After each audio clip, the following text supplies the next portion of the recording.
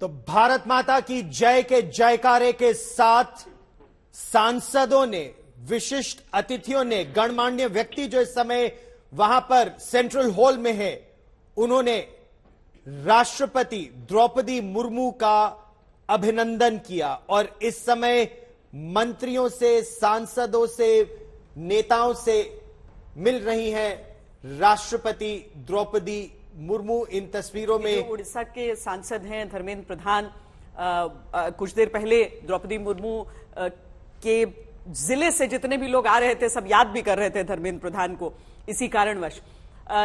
सबसे अहम यह भी रहा कि प्रधानमंत्री नरेंद्र मोदी के ठीक बगल में आप देखिए, वहां पर भारत की पहली महिला राष्ट्रपति प्रतिभा पाटिल वो मौजूद थी और उनसे मुलाकात करते हुए आप नई राष्ट्रपति द्रौपदी मुर्मू को देख सकते हैं। और ये निश्चित तौर पर ऐतिहासिक क्षण है, ऐतिहासिक पल है। और ये बात द्रौपदी मुर्मू ने, राष्ट्रपति मुर्मू ने कही। उन्होंने कहा कि भारत का गरीब सपने देख भी सकता है और वो सपने साकार भी होते हैं। उनका जीवन ये बात बताता है, जनजातीय समाज की है। तो जल, जलाशय, पर्यावरण की रक्षा, इन सब का भी उन्होंने जिक्र किया। और अब पूर्व राष्ट्रपति रामनाथ कोविंद, भारत के 14वें राष्ट्रपति रामनाथ कोविंद और 15वीं राष्ट्रपति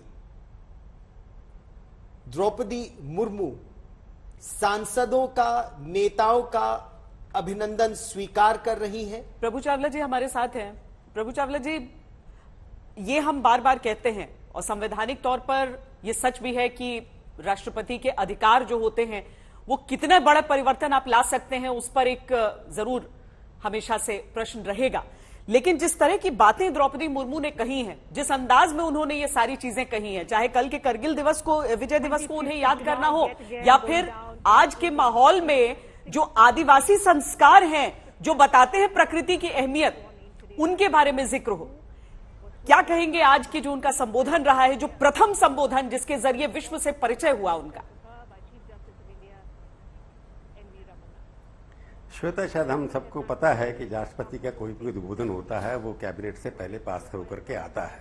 ये ठीक है कि राष्ट्रपति बनने से पहले ही स्पीच उनकी हुई है, तो उसके अंदर जो आज की सरकार है उनकी जो भी प्रायोरिटीज है उसका रिफ्लेक्शन दिखाई देता है। परंतु उन्होंने अपनी लाइफ के बारे में जो कहा, एक लेसन दिया वर्ल्ड को कि भारतवर्ष के अंदर जो राष्ट्रपति बोल रही हैं उनका जीवन कैसा है, राष्ट्रपति हमारा भारत किस तरह से विकास कर रहा है, उसके ऊपर ज्यादा इंतसित होगा।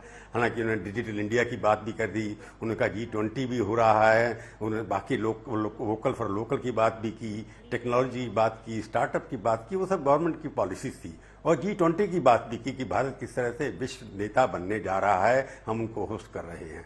परंतु जिस तरह से डिलीवरी उन्होंने की है अपने बारे में और एनवायरनमेंट की जो बात की है, जिसके बारे में प्रधानमंत्री मोदी अभी कमिट करके आए हैं, और बाकी राष्ट्रों के मुकाबले में एनवायरनमेंट को आगे ले जाने के अंदर हम सबसे आगे हैं, ये भी स्पष्ट है। तो इसलिए द्रौपदी मुर्मू जो बात कही है, एक तो ये है कि जो आज की गवर्नमेंट जो कर रही है, जो आगे आने वाला है, जैसे इतिहास को याद करना, मेरे को याद नहीं किसी पुराने राष्ट्रपति ने लक्ष्मीबाई का, झांसी की रानी का कोई वर्णन किया हो या इस तरह की किसी बातें की हो।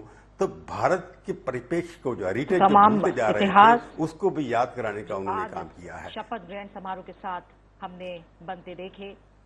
आजादी के बाद जन्म लेने वाली पहली राष्ट्रपति देश को मिली है। देश दीपक वर्मा जी भी हमारे साथ हैं। देश दीपक जी, इस संबोधन पर आपकी राय?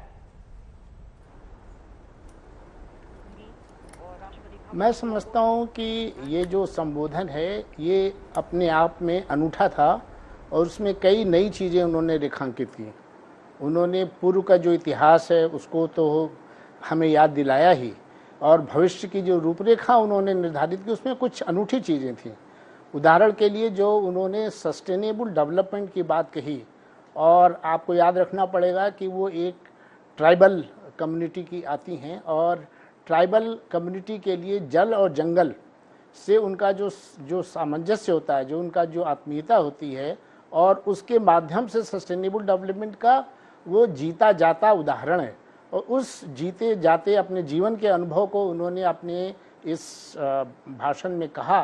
तो मैं समझता हूँ कि ये बहुत बड़ी महत्वपूर्ण उपलब्धि है और भारत की जो उन्होंने तस्वीर रेखांकित की, ये जरूर है कि उन्होंने सरकार की स्कीमों के नाम लिया, लेकिन वो एक नई दिशा की ओर जाता दिखाई देता है।